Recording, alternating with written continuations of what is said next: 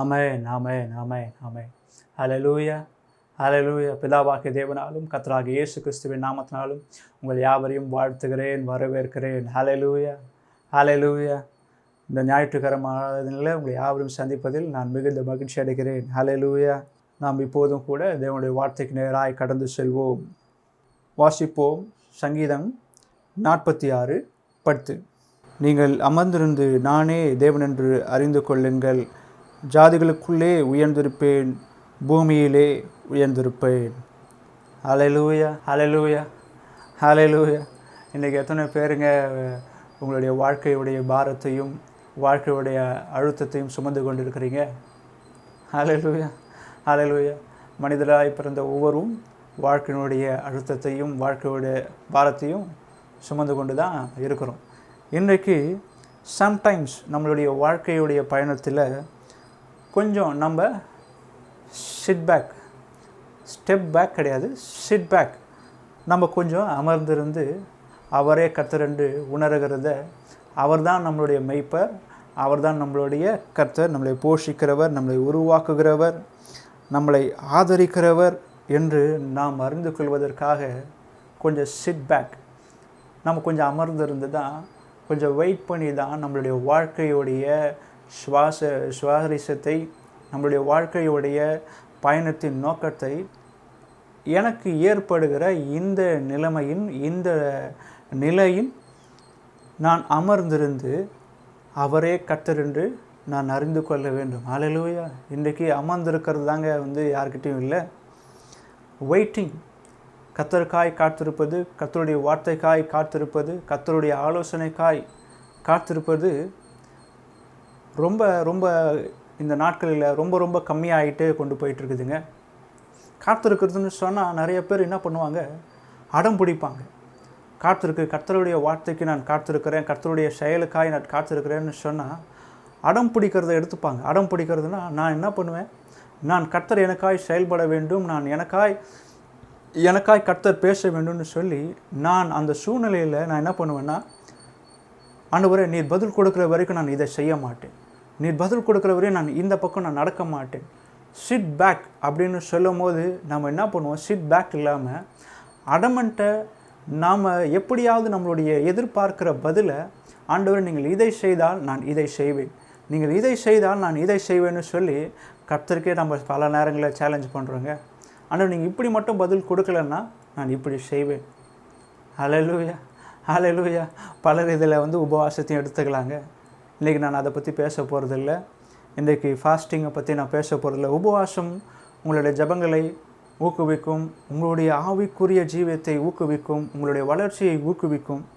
But hallelujah, sometimes we need to sit back and be quiet till the Lord answers, till the Lord speak with us, till the Lord give a mission, or till the God give a vision to us.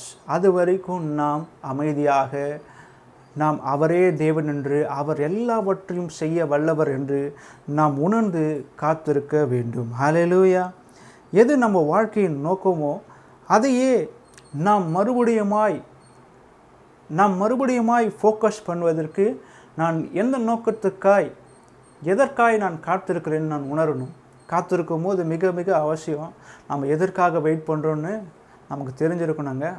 அது மட்டும் இல்லாமல் நான் எந்த நோக்கத்துக்காக எதற்காக காத்திருக்கிறேன்னு அது தெரிஞ்சு அந்த நோக்கத்தை நான் மீண்டுமாய் ஃபோக்கஸ் பண்ணுறதுக்கு, மீண்டுமாய் நான் செய்வதற்கு, என்னுடைய நோக்கத்தை நான் மீண்டுமாய் தொடருவதற்கு அது உற்சாகம் ஊட்டுவதாய் இருக்க வேண்டும். ஹல்லேலூயா, ஹல்லேலூயா. காத்திருப்பது, தேவனிடத்தில் அமர்ந்திருப்பதுன்னு சொன்னால் நிறைய பேர் நிறைய விதத்தில் அமர்ந்திருக்கிறாங்க. நிறைய டைப் ஆஃப் காத்திருப்பு இருக்குது. அதில் ஒரு விதம் தான் ஃபாஸ்டிங். என்னது, நான் சாப்பிடவும் மாட்டேன், தண்ணி குடிக்கவும் மாட்டேன், இல்லைனா இதை நான் செய்ய மாட்டேன், இந்த குறிப்பிட்ட காலங்களுக்கு நான் இதை செய்ய மாட்டேன், இந்த குறிப்பிட்ட ஒரு கால வரைக்கும் இதை நான் நடப்பிக்க வைக்க மாட்டேன் அப்படின்னு சொல்லி நமக்குள்ளே ஒரு வரையறை, ஒரு கோடு போட்டுக்கொண்டு அந்த கோட்லேயே நம்ம நிற்போம். அதுக்கு பேர் நம்ம ஃபாஸ்டிங்னு சொல்லுவோம். ஹல்லேலூயா, ஹல்லேலூயா. ஃபாஸ்டிங்னு சொல்லும் போது நான் இன்றைக்கி ஃபாஸ்டிங் பற்றி பேச வரலைங்க. நிறையா பேர் உங்களுக்கு வாட் இஸ் ஃபாஸ்டிங்? உபவாசம் என்றால் என்ன? உபவாசம் எப்படி இருக்கிறது? எப்படி நாம் உபவாசிக்க வேண்டும்? எதற்காக உபவாசிக்க வேண்டும்? இதெல்லாம் குறித்து பேசியிருப்பாங்க. எக்ஸாம்பிளுக்கு ஏசாயா 58, நிறைய பேர் அந்த ஏசாயாவுடைய 58 3ஆம் வசனம்லேருந்து 12ஆம் வசனம் வரைக்கும் உங்களுக்கு நிறையா பேர் நிறைய விதங்களில் பேசியிருப்பாங்க. அது உணவை பகிர்ந்து கொள்வதே உகந்த உபவாசம், உடை இல்லாதவனுக்கு உடையை பகிர்ந்து கொள்வது உபவாசம். இன்னும் அதிகமாக மத்தேயுவில் பேசியிருக்கிற மாதிரி, மத்தேயு 6:16-18 வாசியிருக்கிற மாதிரி, நாம் எப்படி வெளியரங்கமாய் உபவாசிக்க விடக்கூடாது, நாம் உள்ளுக்குள்ளே நாம் உபவாசிக்கணும்னு யாருக்கும் வெளிப்படுத்தக்கூடாது, நம்ம கர்த்தருக்கும் நமக்குமாய் அந்த உபவாசம் காணப்பட வேண்டும். நிறைய பேர் சொல்லியிருப்பாங்க. இன்றைக்கி அதெல்லாம் நான் உங்களுக்கு டீச் பண்ண வரலைங்க. இன்றைக்கி அதெல்லாம் உங்களுக்கு நான் சொல்ல வரலைங்க. இன்றைக்கு கர்த்தர் என்னிடத்தில் பேசினதை நான் உங்களிடத்தில் கடத்த பிரயாசப்படுகிறேன். ஹல்லேலூயா, ஹல்லேலூயா. இன்றைக்கு நாம் உணர வேண்டியது காத்திருப்பது. Waiting for God or waiting to God's word. கர்த்தருக்காய் காத்திருப்பது, இல்லை கர்த்தருடைய வார்த்தைக்காய் நான் காத்திருப்பது, அது எவ்வளவு அழகானது, எவ்வளவு நேர்த்தியானது, அது எவ்வளவு முக்கியத்துவம் வாய்ந்தது அப்படின்னு நாம் உணர்வதற்காய் இன்று கர்த்தர் நமக்கு இந்த கூட்டத்தை ஆயத்தம் பண்ணியிருக்கிறார். ஹல்லேலூயா. எத்தனை பேர் விசுவாசிக்கிறீங்க? எத்தனை பேர் விசுவாசிக்கிறீங்க? இந்த கூட்டத்தை, இந்த கூடுகையை, அவருக்காய் காத்திருப்பதை, அவருடைய வார்த்தைக்காய் காத்திருப்பதை எவ்வளவு அழகானது, எவ்வளவு மேன்மையானது என்று நமக்கு போதிக்கவும் நமக்கு காண்பிக்கவும் இந்த கூடுகையை ஆயத்தப்படுத்தியிருக்கிறார். ஹல்லேலூயா, ஹல்லேலூயா. நிறைய பேர் சொல்லுவாங்க, fasting will change the God's mind, fasting will change the God's opinion, fasting will change the God's blessing. நான் உபவாசித்தால் தேவனுடைய அன்பை நான் அதிக பெற்றுக்கொள்ளலாம். நான் உபவாசித்தால் தேவனிடத்திலிருந்து நான் அதிக நன்மையை பெற்றுக்கொள்ளலாம். நான்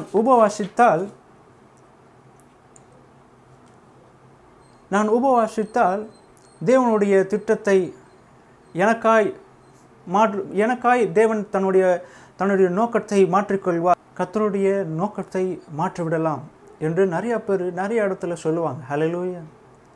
அதெல்லாம் நம்பாதீங்க. ஹல்லேலூயா, ஹல்லேலூயா. இன்றைக்கு கர்த்தர் தெளிவாக சொல்கிறார், உபவாசம் என்பது நாம் புடமிடுவதற்கு, உள்ளார்ந்த மனுஷன் சுத்தமாவதற்கு. நிறைய பேர் சொல்லுவாங்க, சில பேர் எடுத்துக்குவாங்க, என்னது ஏசப்பா சொல்லியிருக்கிறாரு, இந்த வகையான பிசாசு உபவாசத்தினாலும் ஜபத்தினாலும் வந்து வேறு எதுனாலும் விலகாது அப்படின்னு சொல்லி பேசும்போது நிறைய பேர் சொல்லுவாங்க, அப்போது fasting will give the power அப்படின்னு சொல்லுவாங்க. ஃபாஸ்டிங் இஸ்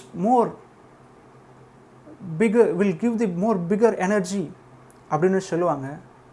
சாத்தான் என்றைக்குமே சாத்தான்னாங்க, கடவுள் என்றைக்குமே கடவுள் தான்.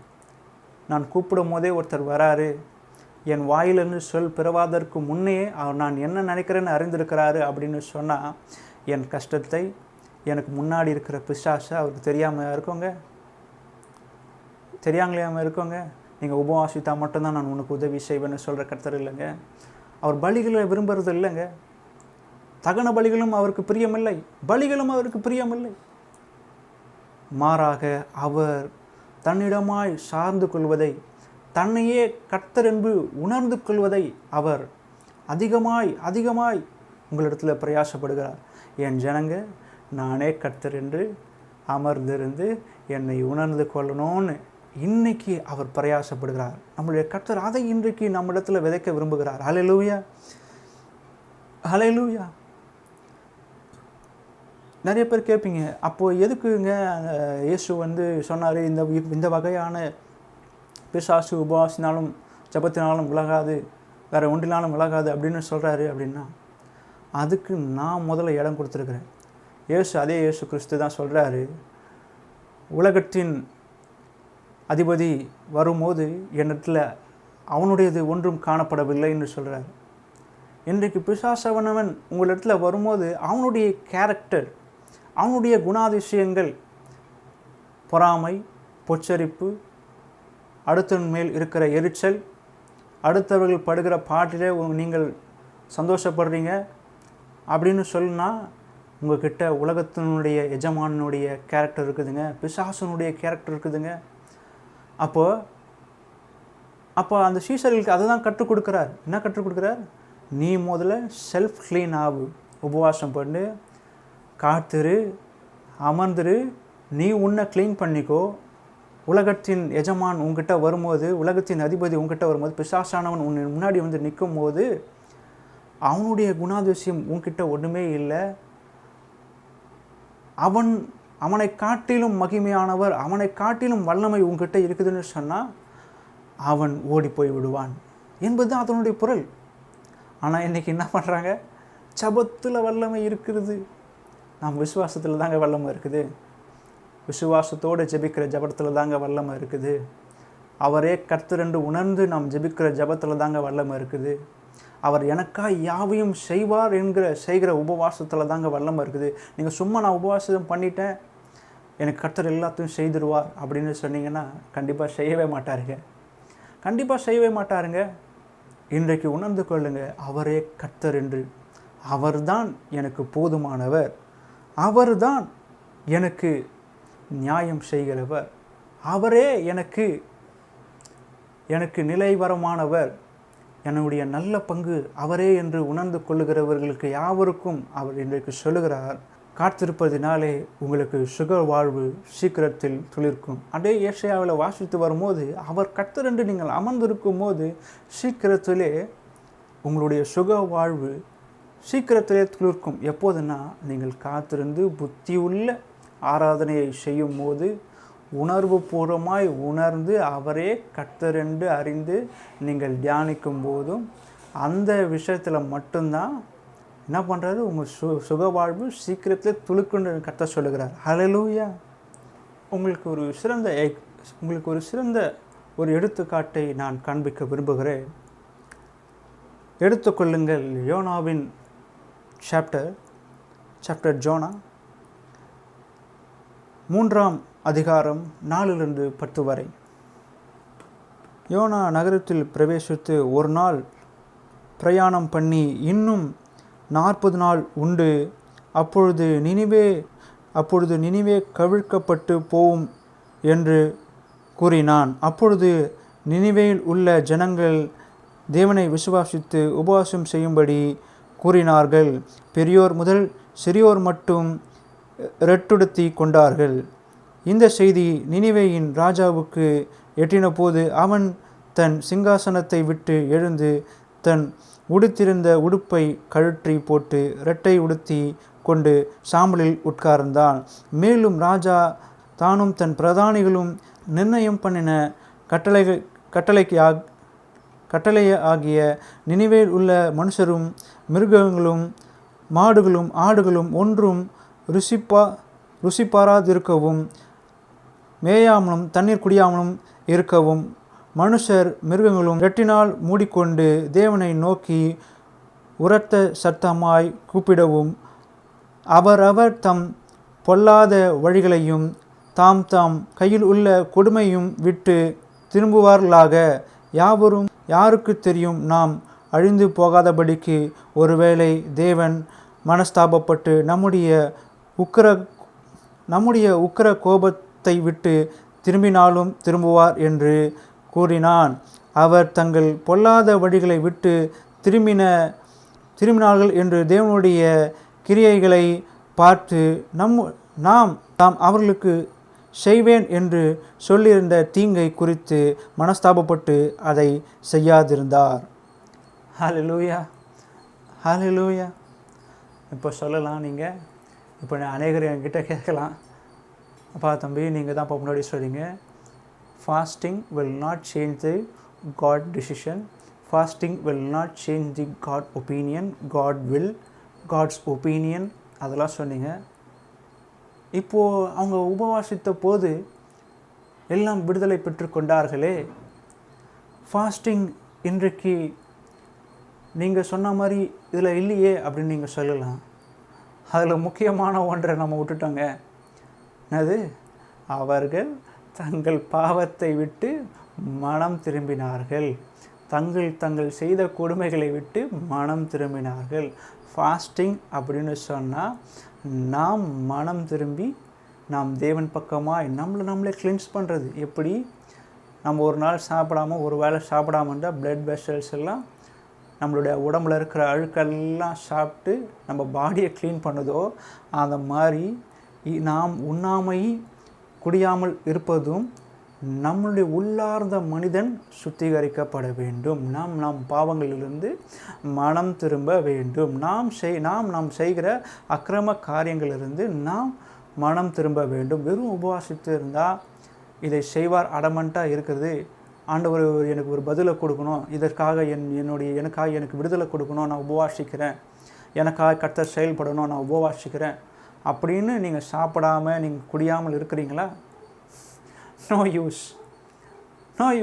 இங்கே நீங்கள் வாசித்த மாதிரி நீங்கள் மெய்யாகவே தேவன் அவர் என்று உணர்ந்து நீங்கள் உங்கள் பொல்லாத வழிகளை விட்டு நீங்கள் மனம் திரும்பி, ஆண்டவரே இனிமேல் நான் செய்ய மாட்டேன், நீங்கள் என் வாழ்க்கையை எப்படி சீரமைக்கணுமோ, என் வாழ்க்கையில் நான் எப்படி செயல்பட வேண்டுமோ, நீர் விரும்புகிறீரோ அவனமாய் நான் செயல்படுகிறேன்னு என்றைக்கு நீங்கள் சொல்கிறீங்களோ அன்றைக்கி தான் உங்களுடைய பாவத்திலிருந்து விடுதலை.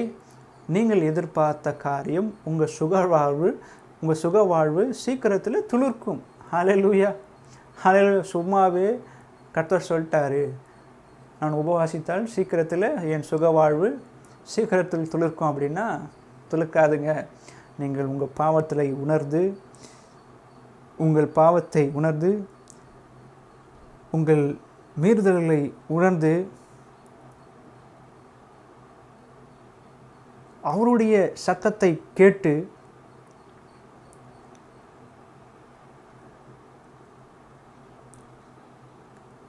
கேடானவைகளை விட்டு நாம் பிறருக்கு இணங்கி போவதும் உதவி செய்வதும் ஒருவர் மீது ஒருவர் அன்பாய் இருக்கிறதும் அவருடைய சித்தத்தின்படி நாம் செயல்படுவதும் அதுதாங்க ஃபாஸ்டிங். ஃபாஸ்டிங்கோடைய காத்திருப்பதுடைய அழகு என்ன தெரியுங்களா?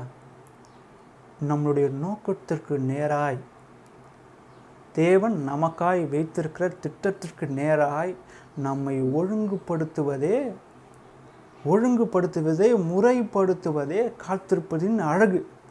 இதே யோனாவில் நீங்கள் வாசித்தீங்கன்னா அந்த 10வது வசனம் அழகாய் சொல்லுது, கர்த்தருக்கு என்னங்க கோபம் நினிவே மேலே, முன்பின் பகையா? இல்லை, அவங்க தேவனுடைய சத்தத்தை கேட்கல, தங்களுடைய பாவங்கள் நிறையா ஆகிடுச்சு, அவங்க மீறுறாங்க, தேவனுக்கு பிரியமாக இல்லை, அதனால் கோபம் வந்துடுச்சு.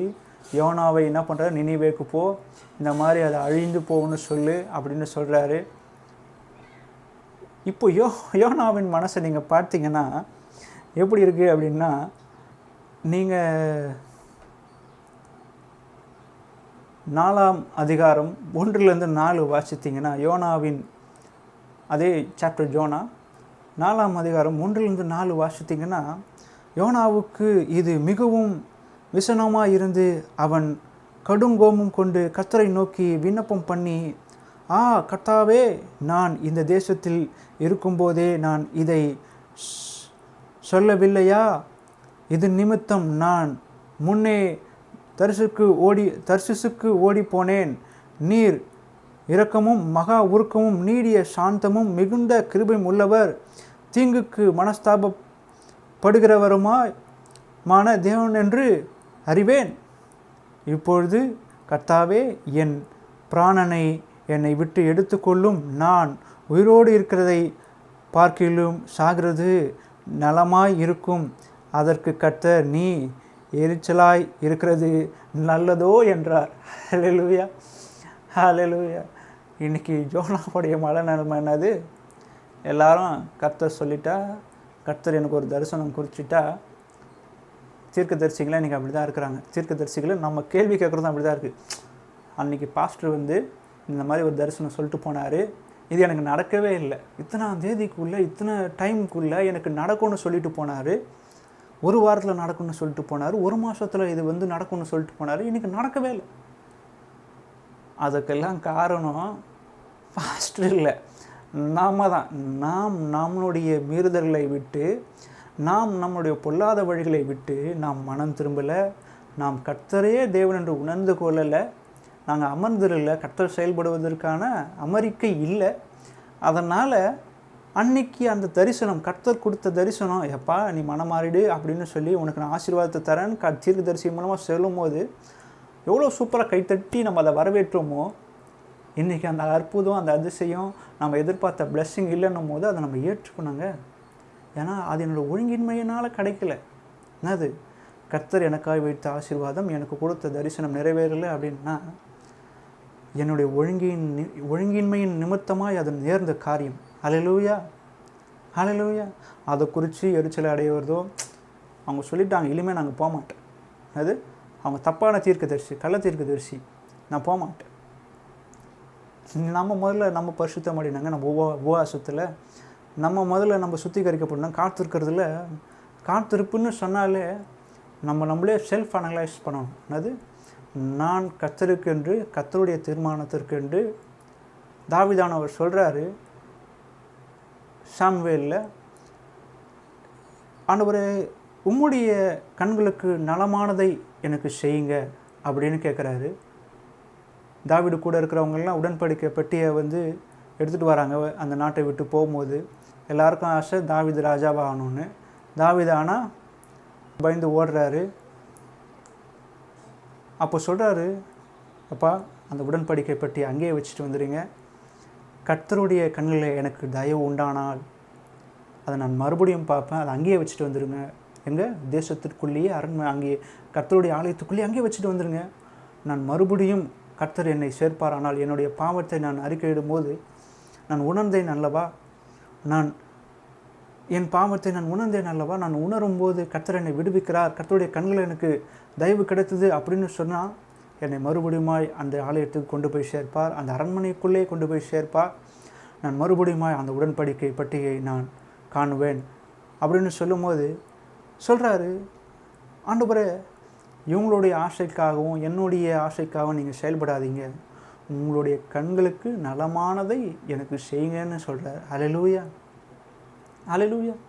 இன்றைக்கி காத்திருக்கிறவருடைய அழகே தாங்க, அவருடைய கண்களுக்கு நலமானதை, நன்மையானதை நாம் பெற வேண்டும்.